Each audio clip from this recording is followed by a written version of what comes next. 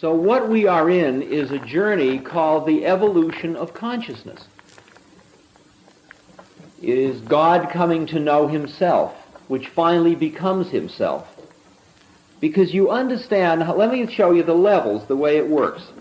You're at the physical plane, where you're receiving vibrations at a certain rate, so all you see when you look around you in this room are other gross physical beings.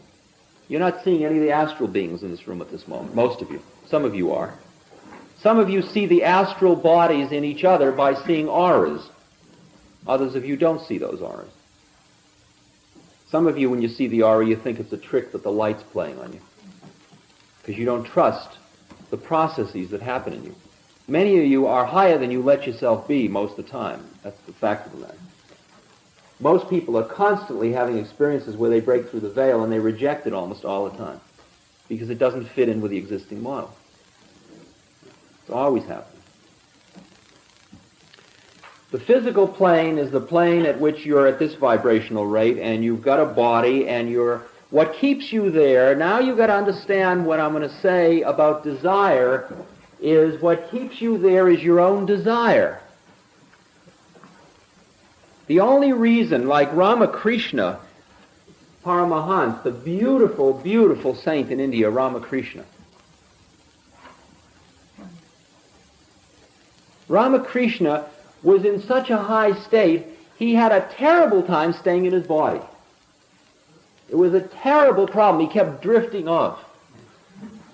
And he had to keep creating desires in order to stay in his body, in order to hang out for because his trip was to help people do their thing, I guess. I mean, I'm not in cosmic government, so I don't recall giving him his assignment if I did.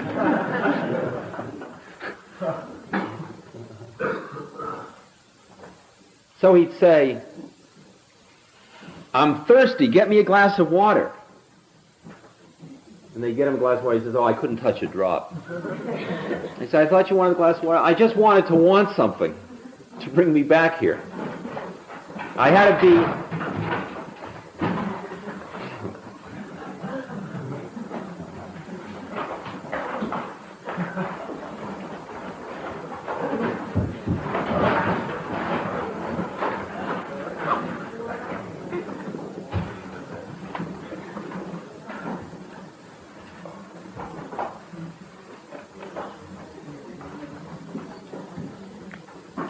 For those of you that don't understand, over there is a raised platform, and around it there is a pool that is filled with charcoal, but there's no water in it at the moment.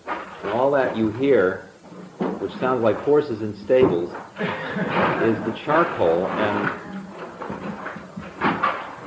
somebody may have just fallen off the...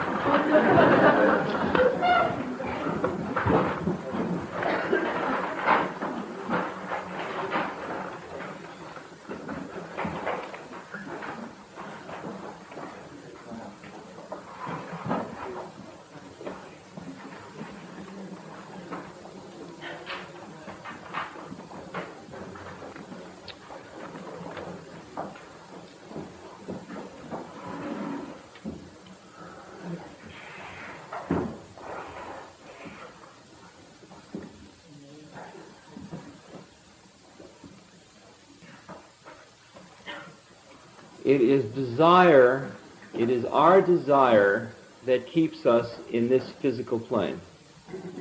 I'll explain more about that in a second. Now there's a physical plane, and when you have finished with the desires that keep you at the physical plane,